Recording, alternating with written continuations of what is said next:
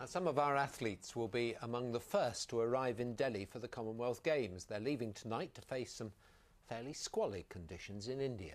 In a moment, we'll be talking live to Chloe Rogers from the England women's hockey team. But first, this report from Gareth George.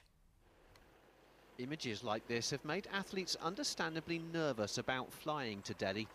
England hockey player Chloe Rogers from Barston near Great Dunmow in Essex won a bronze at the 2006 Games. She says the hockey team's performance director is already in Delhi and he's reassured the players. He's reported back to us and fed back to us lots of information regarding where we're actually staying and the food hall and the accommodation, and he's actually filled us with quite a lot of confidence, and it looks absolutely fine in our kind of area. This game's promotional video shows how it should have looked, but the reality seems very different, and there are still concerns about conditions.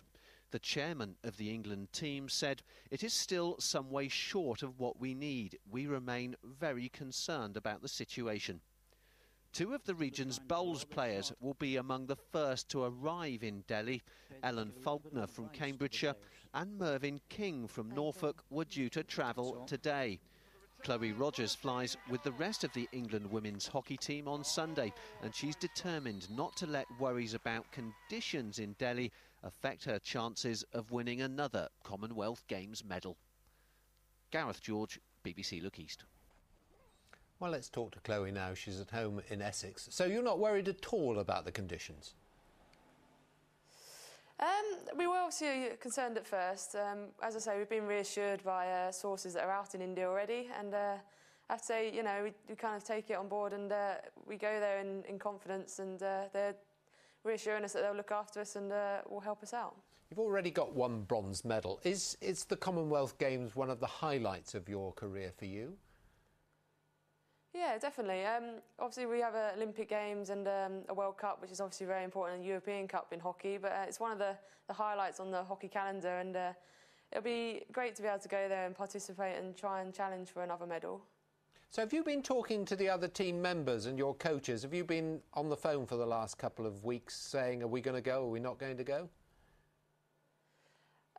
We're quite fortunate. We train together most days as a squad, and we're all very good friends, so we kind of we talk about it most days, but it's a case of we're all very excited about perhaps going out there and seeing what it's like, and yeah, there's been no concerns as such about us going. I think it's kind of a squad decision. We'll all go and we're all in it together. And your accommodation and where you are, it will be different from some of the other places where we've seen there are quite sizable problems.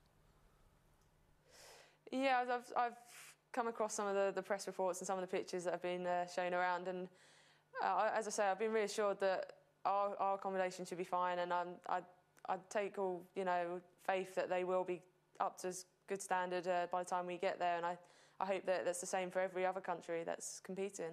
Well, listen, we wish you well, and hope that everything is as you hope it will be. What are you hoping for in terms of medals?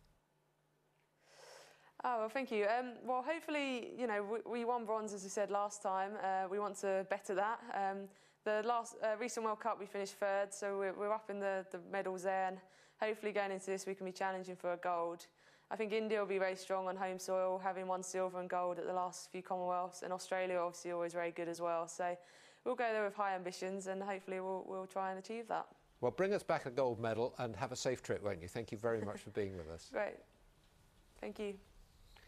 Now, what costs £20 million, requires 28 engineers and is based at RAF Lakenheath in Suffolk? The answer, an F15 fighter. Bet you're going to go out and buy one later. Now, there are more of them at Lakenheath than at any other fighter station in the world. In the second of his special reports, Alex Dunlop has been on the flight of a lifetime, hitching a ride in an F15. Oh, you're so lucky, said my friends. You're going up in an F15. Yeah, right. They weren't at the pre-flight briefing. It's probably going to be faster than you've ever accelerated before in your life. This is going to be quite a thrill, and we're going to turn and rocket away from the ground. All the pilots have nicknames. Captain James Farrow's is Ramses. They call 493rd Fighter Squadron the Grim Reapers. Let's fast forward through the G-suit fitting, medical and ejection training, because basically this is what RAF Lakenheath is all about. Accelerating, 250. Ramses and I are about to do a vertical takeoff and experience 5 times our own body weight. 400, here we go. It's 5 Gs.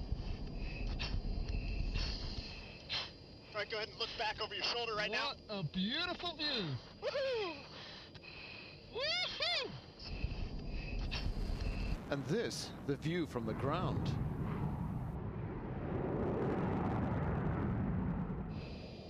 That was just astonishing. That was fantastic. Gone for now at least are the days when these pilots shot down enemy aircraft. It means that many F-15's aren't needed in Afghanistan because there is no air threat. So how relevant are they? At any time, the conflicts could change, and then if we end up getting into an air battle and shoot down enemy aircraft, I guarantee you it's going to be just like it was back in Vietnam and the Gulf War, where the fighter pilots are going to be the heroes. All right, here we go, Alex. What a nice valley right here. Okay, left or right? We're just going to go straight through it first. Okay. Within minutes, we're in the Welsh valleys. For me, this is the front line, trying to film in extreme conditions, trying to keep my breakfast down. You can see the sides. This is awesome. Oh. And another left turn up this river valley. Okay. Oh. Over this ridge, back into the valley. Oh, Jesus. Oh. How you doing? Okay, feel pretty bad actually. All right. Get the bag out. That's fine. Okay, be sick. You should. Oh, you didn't need to see that. Oh, poor Alex. Dear me. We leave that there unexpectedly. So I tell you what we'll do. We'll have a look at the weather, shall we?